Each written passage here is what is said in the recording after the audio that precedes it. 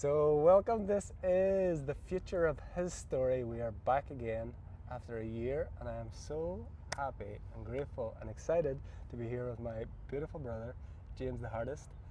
Not so far away from your now home on the Rock of Gibraltar. The majestic Rock of Gibraltar. Yeah, privilege and honor, brother, to be with you. It's amazing, it's amazing. We've been talking about doing this for some time, so I'm really happy that we got to do it here. Beautiful setting today. We got to visit for a few days, chill, and we really wanted to get together, have this chat, and see where it goes. So happy to be here with you, brother. So we got together through men's work, through Sacred Sons, and I had an instant recognition and connection with you, and we really went deep together. And you're one of the very few contacts that I've really kept very strong in my heart, and the Heartist. I just love that. It's so obvious that we would be connected in that way. But so for those that don't know you, that'll be watching this, I'd love for you to share briefly a little bit about your journey, not only in men's work, but maybe in your life, whatever you feel called to share, because you're in a place in your life, you're a really talented artist, and to get to there, you've come through some stuff, as most humans. To put it lightly. So for those watching, maybe to get to know you a little bit, I'd love to hear a little bit about your journey in this crazy life. So I'd say it's this beautiful life. Beautiful life, yeah. We've been having fun with that word. So my first, I'd say, connection to getting to know myself and what this instrument is, the body, the mind, my emotions, my thoughts, it came through music. I had just left London, where I'm from. I was around 11 and a half at the time. And I got into garage music. So quite fast, a little bit of MCing, but I just dabbled a little bit, inspired by my cousins at the time that was a DJ. And then when I moved over to Spain, that connection to music stopped. I wasn't around my cousins, I wasn't around my family, so I went on a search. And I transitioned from garage to hip-hop music. And I found the art of freestyle, the art of writing, and just really fell in love with the culture. And in my exploration, found my connection to poetry and where words come from, the great mystery of the roots in words and the vibrations. Oh, opportunity to see the plane taking off. Bye guys. So these mics are pretty good and they're supposed to deal with this sound, so we're going to see if that does. British Airways flight taking off from the tiny little runway on the Rock of Gibraltar that we were talking about. Yeah, and quite a unique feature just for the viewers. You can actually walk on that runway. Yeah. It's a unique feature to Gibraltar. So yeah, just. I wonder, is that the sound waves off this plane? The waves just seem to, I don't know. I believe so, yeah. I mean, the water just seemed to, like a lot of, I don't know, maybe it must be. Sound. A reaction, sound. Yep. And the waves and the frequencies and vibration of things is what was really alive for me in my early explorations of music and being becoming an artist, now a Heartist. Yeah. Love that. Yeah. Love that. I didn't know about the garage music. That was your beginnings, and then the hip hop. But so you've really come into the spoken word, the poetry, the artistry of the word. So the word MC is master of ceremony, and my music has taken me into many different stages and many different festivals and spaces where being an MC and having the space in mind and conducting, transmitting, bringing through, it really anchored what MC meant to me. Being heart-led. Being heart-led, yeah. That's amazing that I've forgotten. I know that intellectually, but I've completely forgot because that word got lost. MC is just like an MC. There's that description and that definition. I completely forgot about that. That's amazing. Yeah. So he was bringing it back full circle to where it full began. circle for me, yeah. Yeah, wow, wow, powerful. Yep. And so is that what you would, you're a Heartist, would you see yourself as an MC? Would you still use that word as in the traditional sense? I've never really considered myself an MC until the reframing of Master of Ceremony landed for me. Yeah. Because it always felt like a heavy responsibility to have, but deep down it's coming from such a authentic place in me that being an MC really is just pouring through with devotion what I have to share with people, and should that land, then it's a bonus. Just being that hollow reed. Beautiful. Yeah. So 11 years old, you left the land and the culture that you knew and came to a new land, firstly to Spain, yeah? Firstly to Spain, yeah. So that's quite a challenging age, around that 11, 12, 13. Really a lot of stuff changing in your life, a lot of stuff changing in our bodies and stuff. How was that for you, coming to a new culture, a new space? It was a challenge. Yeah. It was a challenge leaving behind my family and not really knowing where we were going to end up. We didn't have intentions, I say we, my family, my mum and dad, we didn't have intentions to end up in Gibraltar. I have ancestral roots to being in Gibraltar through my great-great-grandfather. Interesting. And okay. my grandfather lived on this side of the border where we are now, La Línea de la Concepción. But his heart always felt British, so he made his life and his trajectory to become British and ended up becoming British. He served in the Royal Navy in Gibraltar, lived in Gibraltar, and over time declared his nationality as being British, and then moved over to the UK. Ah, okay. And how many greats was that? Great, did you say? So the as far back, I believe it's 3. Wow, okay. Wow. And I now refer to my grandfather. Yes. But it goes back at least three generations. Yeah. Wow, amazing. And you come back, and that wasn't the intention when your parents came to Spain, was this connection with Gibraltar. That was something that was in the storyline, but not really. That's right. Okay, wow. Originally, it began just to live in a warmer climate, and my mum my mum having the Spanish language already. Ah, okay. Because my grandparents spoke the tongue. Yeah. It was the best choice. And really, challenge aside, to have a multicultural upbringing and be influenced by so many languages, because in the beginning I was at a private school where there was many different cultures. Yeah. And to be around that opened my mind and heart to the many possibilities of coming together.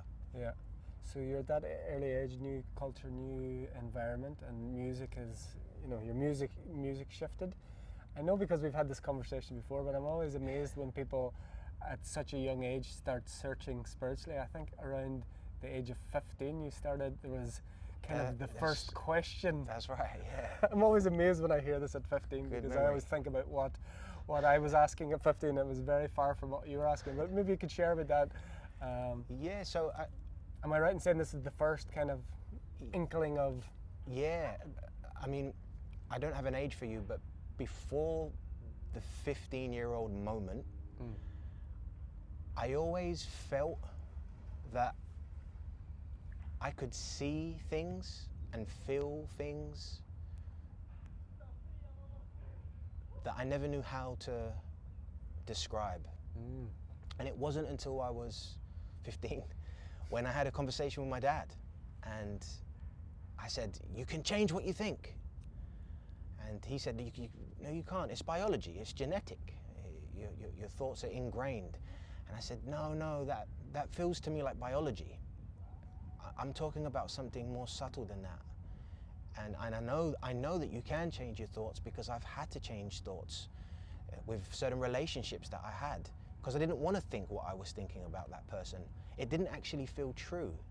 It felt like a murmur or a modification or something that I can think of, but I didn't believe it. So if I didn't believe it, why was I thinking these things?" And I questioned that at 15. And I was very lucky to have found a church at the time, born again Christians, and I felt very at home there. but there was something in my own waters that felt like it wasn't the only place that I would devote my time and energy to pursuing. And when I decided to leave the church, the response from the pastor almost showed me why I'm leaving. Okay. Because I was met with a lot of guilt and met with a lot of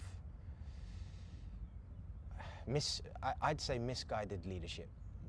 He said to me these words, and I was 16 at the time. You've entered the kingdom of God. You've tasted its fruits and you've said, this ain't for me, I'm leaving. And he followed it by saying, before Jesus was watching over your shoulder, I can't say he'll be doing the same now. And as a 16-year-old, I carried that until I was 21 years old. The seed that he planted was very strong because he spoke with authority. Yeah. And my search began anew. Oh Yeah. God, that's amazing. Yeah.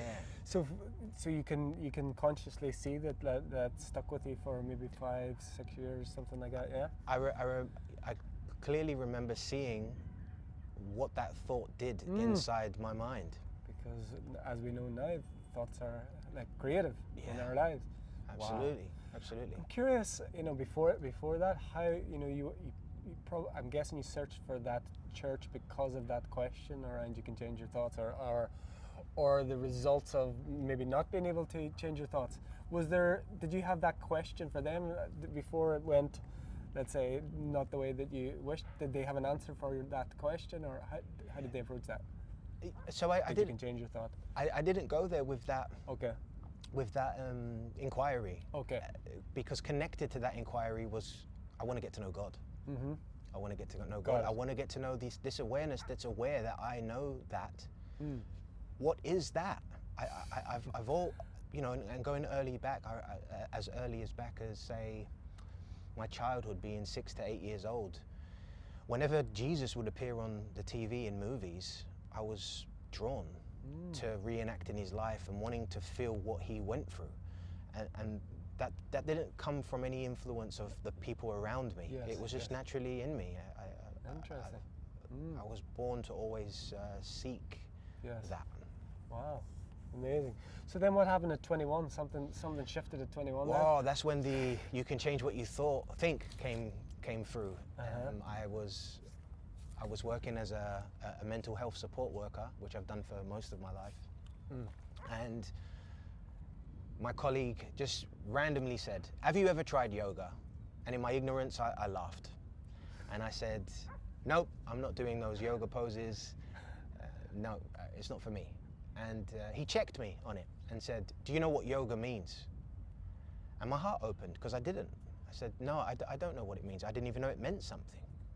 And he said these words, the restraint of the modifications of the mind stuff is yoga. And a light went off. Ding! I said, hey, you can change what you think. And he said to me, yeah. And I said, people actually practice that? He says, yeah. There's an integral yoga center here in Gibraltar. And I said, I want to go. And he took me through, and my life began to change. There was a stirring that was taking place in me. I'd found something that I wanted to find. After church, I had questions of which religion is speaking the truth.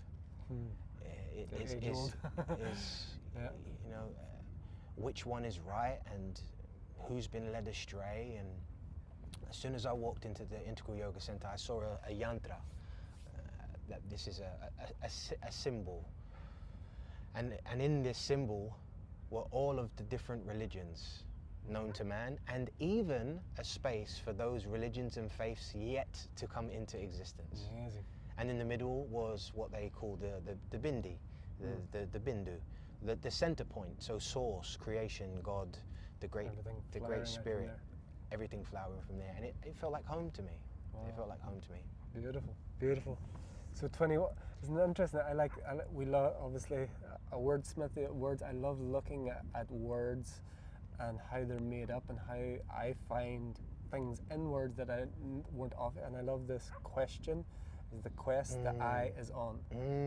Quest Beautiful. eye on. The quest, the quest. So this question arose in you at 15. Maybe before, is like you're saying that you didn't maybe have words. You really were able to put words to it at 15. And then that question set me on a quest. Now there's a quest, and then yoga was the first answer, let's say, or one of the answers. Or I think it's an ongoing quest, isn't it, for a human? Yeah. And so integral yoga found you, and I think that took you on a path to India and to many other adventures. How was that journey once that opened up? Because that opens up, the church in one way. Again, I don't know so much only from externally about the born again Christian, but generally most religions, they have their sphere, and anything outside of it, if it's very extreme, it's all evil, and at others it's just misguided. Yeah. But when you come into yoga, and especially how you describe, you see this opens up just a whole world of possibility and opportunity, and so many quests, so more questions. So did more questions arise, or was it a curiosity? What happened then? So what took place, and the draw into India, the yogic principles originating from India is what then took me to India, to go to the source really of where yoga is known to have come from. And that sent me through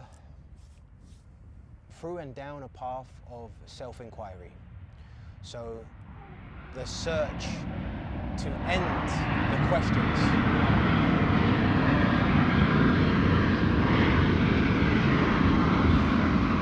Safe journey. Yeah, just honouring, testing the microphones with the sound in the background. Yeah, it sent me down a path of self-inquiry. Who's inquiring this question? And who's aware of what arises after that question, before that question, during that question? And just trying to remain with the awareness that's aware of that, and letting things arise and letting things subside. And also deepen the practice to what is known as japa yoga, so the repetition of a mantra, which again is the connection to words. Yeah. And I'm remembering something. I forget how old I was, but I was still living in London. And one of my favorite movies of all time is Jim Carrey, Ace Ventura, when nature calls. And there's an early scene in that movie where he is seen in a monastery meditating. And that was the first impression that I had of calming the mind, finding peace, being connected to God. I'm really grateful to that movie because it showed me what would later become my path to go down. Interesting, because him, he went on a journey. Absolutely. I was wondering where he was on that path when he did those music. Because publicly, it seemed to happen a lot longer after, those movies and stuff. It'd be interesting to know when his questioning started. But as that plane was going down, I don't know if the mic caught it. Something I loved that you said there was. The search was to end all questions. Yeah. It was the question to end all questions. And I think this is, we spoke about previously before we come on camera about Ramana Maharshi. Yeah. And that's the question to end all questions. It's a question that doesn't necessarily have an answer that you can articulate in words. Yeah. And we're both drawn very much to the teachings of Ramana and the question to end all questions. Who am I? Yeah, the ultimate question. The who am I, and not the I that changes. In my life, I've experienced many changes, many different forms, many different personalities. Yet there is a watchfulness that's always remained intact, and that doesn't have any words. We put awareness to it, great spirit to it, consciousness to it, but those words don't bring it meaning. And I feel, saying it now, my quest was for direct experience of these things. It wasn't a destination outside, it wasn't a culture, it wasn't a lineage, but it was a direct experience that allowed my mind and heart to rest in a knowing that I'm here, and this is enough. This is beautiful. To come to that has been a big challenge, and requires remembrance and reminders every day. Well, so we look at this water, you know, it's constant ripples, constant movement, constant change. The sky is changing. You know, there's, you know, this world is constant movement, constant shift, and like you say, there is this knowing of this awareness that doesn't change. But we have these bodies, we have these male bodies in the you know, context of this conversation, and I think it brings some extra challenges as a man coming to these you know, spaces and remembrance, because there's certain temperament within the masculine form that brings. I think sometimes it brings us very deeply and quickly to it, but sometimes it brings us to it with a lot of pain and a lot of challenge and a lot of. Sometimes the more feminine energy is their own unique challenges, but I think with the masculine energy, we sometimes can be a bit more rigid and can take a little bit more cracking, and sometimes we need some experiences to blast our heart out. I know that's been my experience, and I know you've had some similar experiences. Well, where we first met at Sacred Sons, an embodied masculine experience. I required the codes of what it meant to be a man, to be around other men that are in their heart. You mentioned the feminine, and in my life I've been more drawn to being around women. There appeared to me an openness, a gentleness, an ability to be able to be with their emotions, be with what's coming through them, and men find that a big difficulty. That can be a difficulty for men. I speak for myself. It's something. Finding Sacred Sons, our connection, has been one of the biggest blessings in my life. The continuation of bringing through positivity, light, transformation, alchemy. This is something that never ends. And for me to know that I am not alone, because the path of self-inquiry can be a lonesome one. There's been a big reframe for me in this work and finding men's work. Carl Jung says the enlightenment doesn't come by imagining figures of light, but making the dark conscious, bringing it light. And this work has invited me to step into that space with others. It's powerful work. Yeah, you know, I had a similar journey, only a whole lot later, but I went straight into the kind of the non-dual path and direct experience path, and for me, I found myself like you. In the early part of my life, I was completely unaware of masculine and feminine energy whatsoever. It was just like the whole world was a party and trying to get messed up as quickly and as fully as I could. But when I did step onto this path, I was very easily and quickly went down the more feminine path, the more open path. It just felt that safer path, and it just kind of naturally came. And so for me as well, I found this circling, but although it's still my core, this non-dual, this non-phenomenal knowing, this experiencing, that's the core. But I also, we talked about it before, the Hermetics philosophy talks about the half-wise as those who know that all of the world is a stage, know that this is an illusion and nothing really matters, but they stop there and they don't give any credence or any, you know, nothing for human emotion, nothing for trauma. Everything is dismissed as just part of the illusion, which again, in the absolute sense, I feel it's true. It is true, and it's very true. If we get into a wrestle here and we go down here, these bodies are going to drown, and some, you know, there's stuff's going to happen, and you know, trauma happens, and the ultimate illusion doesn't discount the human experience, which is very deep and very challenging Yeah. and very beautiful, and to just discount that and dismiss that would, I feel, is, and I, because I went through it myself. Oh, it just, me too. It just diminishes the purposes for taking a form in the first place. So I feel like we can have this knowing of, as much as you can say you know the absolute, you can't know the absolute, but we come from this non-dual awareness, and now we're fully embodying, experiencing, honoring all of the darkness, all of the shadows, all of the, sometimes uncomfortable things that we can witness. We talked a little bit before in these spiritual communities and some of these movements where, this sometimes hierarchical system and sometimes this extremity of going to non-dualism can allow actual human suffering to continue and actually abuse to occur in the name of non-dual awareness, or like someone who has realized that can just do whatever they want with impunity to any human that is so-called below them, let's say. Yeah. There's a very thin line between transcendence and avoidance. There it is. It's a very thin line. Yeah. And so, like, in the last few, I mean, because we're both very strongly connected with the yogic path in the past years, some years, I suppose 20, 30 years, there's been a lot of where it has come, some of the yoga lineages of some beings that were part of that have, abused their power, that have used their position of enlightenment in ways that were very unenlightened, and I think we've both been touched by that.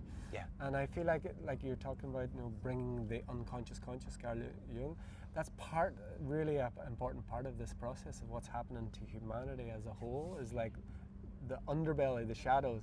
Nothing is left unturned as we turn the light of consciousness, gets into every nook and cranny of just about yoga, every part of society that some might have on the surface a very shiny veneer and looks great on the surface, but under the surface there is very real human experiences that have been hidden, human experiences that have been subjugated, that have been set aside, and that, as consciousness expands upward and outward, it'll expand downward and broadly into the things of the unseen.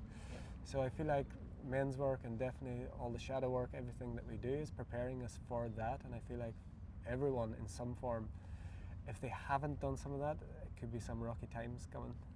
Yeah. In the human, we're seeing it bubbling up. We're here in 2025 now, or the end of 2025. I think it's going to be challenging times for people that haven't looked at or appreciated their own potential for darkness and the darkness within the human realm. Absolutely. What's your feelings in that? Absolutely. Yeah, I feel like being equipped to see these sides of ourselves and having practices in place is important. And I feel as I go through my... ¿Eso? Sí.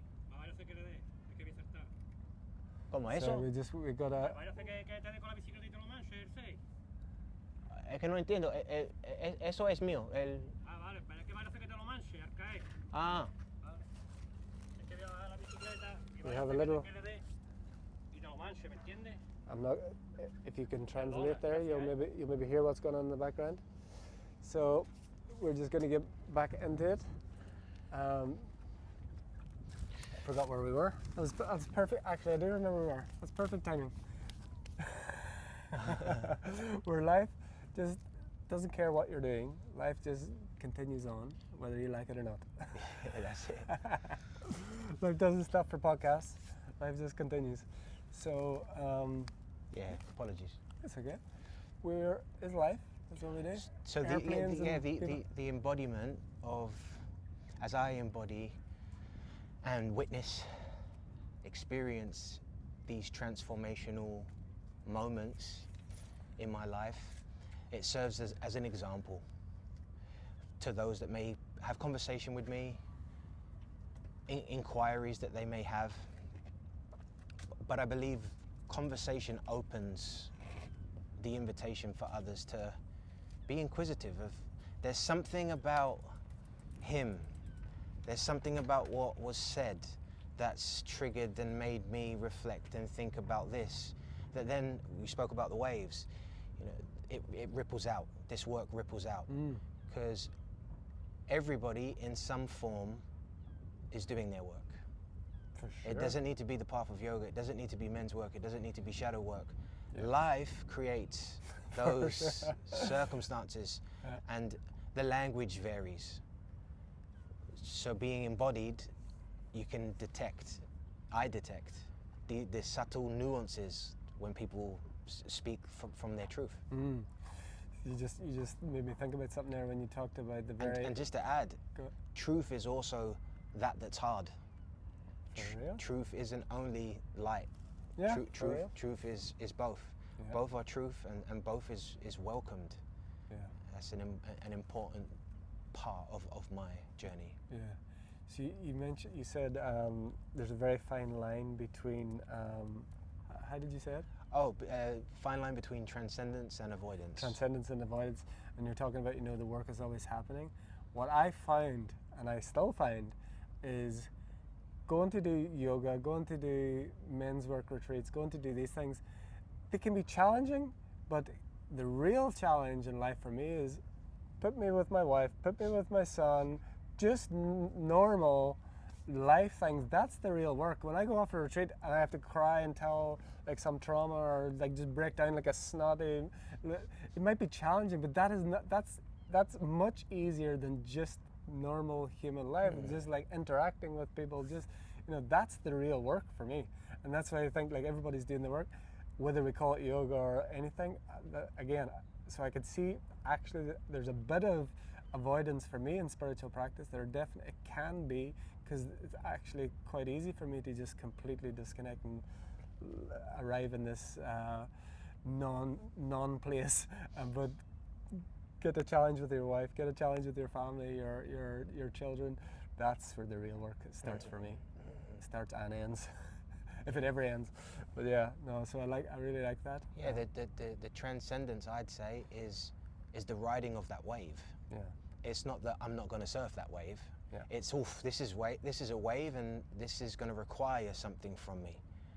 But I'm going to ride it. I've got a surfboard. I have my tools. I have my practices, and I'm going to see this through and see what's on the other side. Yeah, and that's something I find in men's work. I say I was doing a lot of work from 10 years ago, and I've very much a feminine space, and I was guiding space and very working with the esoteric and the mystical, which is very often at this time in human history is very much the feminine dominated energy. But I found, the calling to come into the men's work to really develop the skills of resiliency, the skills of discipline, the skills of seeing as well also that some of the things that were unconscious within myself, the fear of being with other men, which wasn't fear of conflict, which was a big reason why I wanted to do the Sacred Sons thing, which is amazing, the work that they do around the sacred, how does it, they call it again? The ritual combat. Really good, powerful, and I've seen some transformations in others, and that is really amazing. But yeah, it's developing skills that maybe are put to the side in some of the non-dual spiritual, again, maybe just some of the people watching here, they like just the love and light brigade, the love and light, we're just focusing on the light. Some of those skills, especially like discipline, being a man or a woman of your word, those things in spiritual circles is, whenever, it's like this unembodied spirituality, which I'm speaking to from myself. I see it in the world as a reflection of myself and how I've been through that, and still I'm in and out of that. But that's very much the work now. Is right, really, God is in the discipline. God is in the saying what you're going to do, what you're doing, what you say you're going to do, and showing up in the way that you actually affirm with your sacred word, the holy breath, the voice of God coming through you. And when you do not do that, and I find that it's like death by 1,000 cuts. Every time I say something and I don't do it. This interview is one of them. Like, we've been talking about this for ages, and it nearly didn't happen. It nearly didn't happen, but today we made it happen.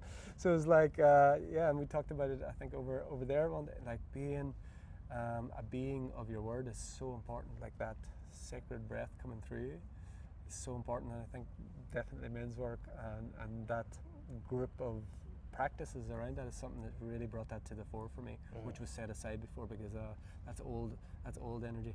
Oh, turning up in time, no, we'll just whenever it happens. Like, again, it's probably going to the extreme of those things, but I'm sure people can get, you know, how some of these spiritual practices can take you out of the world, can take you out of responsibility, and just put everything as you know, Well, it's not important anymore. There's a practice of non-attachment, you know, to be detachment. And in my personal story, that created this association from my story, from my past, from my emotions, from my body. I was completely disconnected, and it's been a big process to enter back into this vessel. How to be a hollow reed if I'm not in it? And men's work, specifically Sacred Sons, really brought that through for me. To see such open-hearted, embodied leadership, and also the brotherhood that's within that. Witnessing is such a powerful means for transformation. No rescuing, no fixing. That's important. Just acknowledging and taking off the mask. Society can be quite a daunting place to be, so we wear different masks from different roles that we play. The opportunity to put all that down.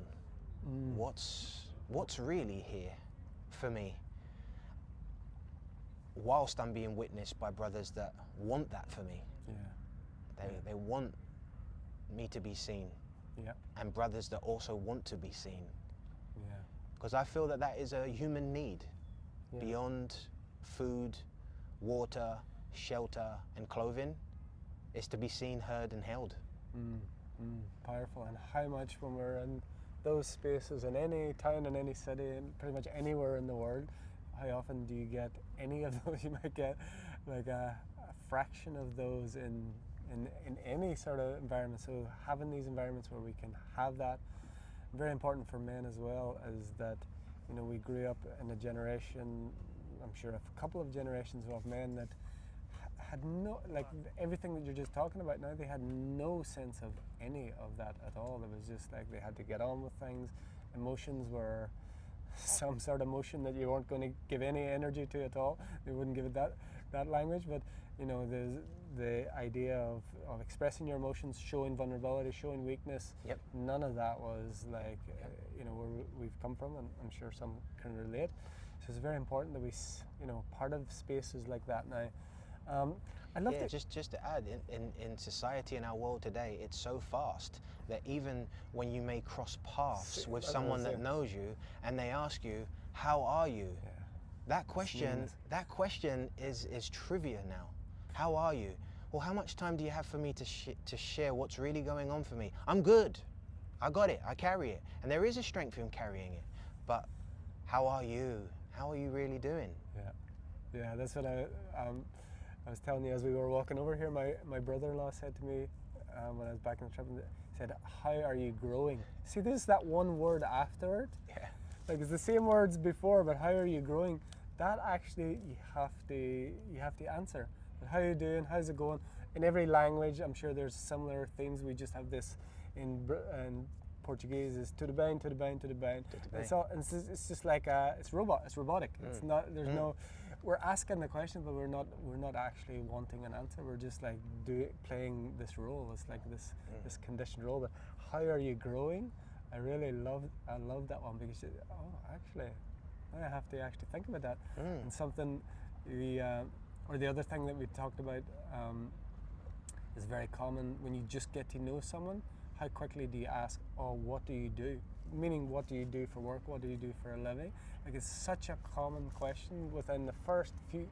Well, actually, no. What inspires you? What uplifts you? What are you passionate about? One more.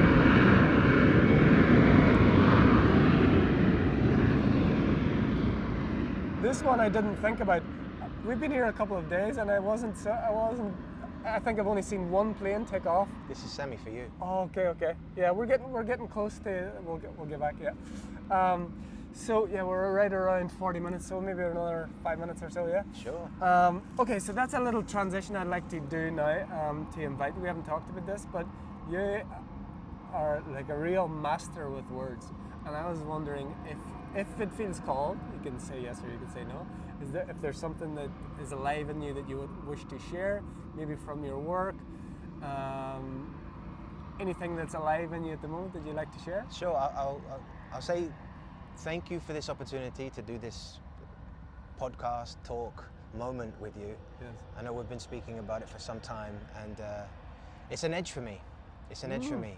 Being a man of words, moving away from performance, which is something that I do, and leaning more into primal presence and projection, and staying in my heart, not my head. Words are really important, so the responsibility to always say the right thing and let things flow, as well as, I want to make sure that I say this. It's a learning for me, so thank you. Yes. I'm currently working on a really personal album called A Beautiful Mind. And it does come from the movie A Beautiful Mind, and the challenges, the sensitivity of my experience, how empathy can quickly lead to me taking on more than my capacity allows, and how that may lead to, and has led to, mental instabilities and challenges within my own energy field. And bringing that all in with the path of yoga that I've been on, the shamanic path that I've been on, finding men's work, and how it all comes together. So I'll share a piece from A Beautiful Mind, and it goes like this. I am an only child, and within the garden of the mind you will find there's imagination growing wild. It's hard to contain it. Creator and creation are known in cycles, but sometimes I go around in circles, going psycho, slow the dial. These bouts of holy trials only I know I have fought, but it doesn't hurt to smile while I file this report. An artist in search for style, my story so versatile, I wonder if it's all worth my while. I am caught, catching my own tail, rapping this folk tale, explaining, detailing the many changing forms I can fit James in. One fish swims left, the other swims right, and that's not the same swim. I'm in a duel with duality. I cave in, I can control this. Slow it down. I can control this. Slow it down. Such a beautiful mind. Woo! Wow, thank you, brother. Absolutely powerful. You know, Touches my soul every time, man. the mind's impressive, at times intensive. Writing a design of its own, I might contest it.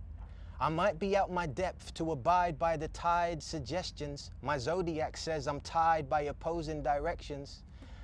The currents of dilemma, open and closing dimensions. Poetic purpose put on pause, cause I'm hoping to digest this. Wrestling with methods to the madness I am stretched in, but it's such a sigh of relief when the breath steps in. I've been reflecting on what this incarnation's telling me. Balancing extremities, battling densities. I am high-spirited, sensitive, and extrasensory. I'll end there. Wow. Beautiful This Mind. is from Beautiful Mind. A Beautiful Mind coming soon. The date to still be announced. But please follow me on James the Heartist. James the Heartist. On Instagram, and I'll let all you beautiful people know. Beautiful. And also, if it happens, anyone in the Gibraltar area, you're doing men's circles for men's council, I think you call it, which I love. Men's circle, men's council. Yep. In Gibraltar once a month, or it's so we're trying to get a bi-weekly program. Amazing. The next one is next Tuesday. Okay. And they'll be rolling every 2 weeks. And I also do an open mic, Native Tongues, inviting people to share what's native to their heart. You don't need to be a performer to do that. You can share a story, you might be a poet, you may want to experience what it's like to share, and that might be an edge for you. And this is a place where people are really listening. Amazing. So that's also in Gibraltar. So if you get a chance and you're in the area and you want to spend some time with this bro star, I would highly recommend it. I'm very blessed to know you, brother. I'm happy that our paths crossed. again. I'm sure they've passed in some other lifetimes and we're just coming together here again. And just thank you for your open heart. Thank you for your gift. And yeah, just appreciate you and happy to continue the journey together. Let's go, brother. Let's go. As they say in Portuguese, estamos juntos. Thank you, brother. Thank you, bro. See you soon. The future of his story.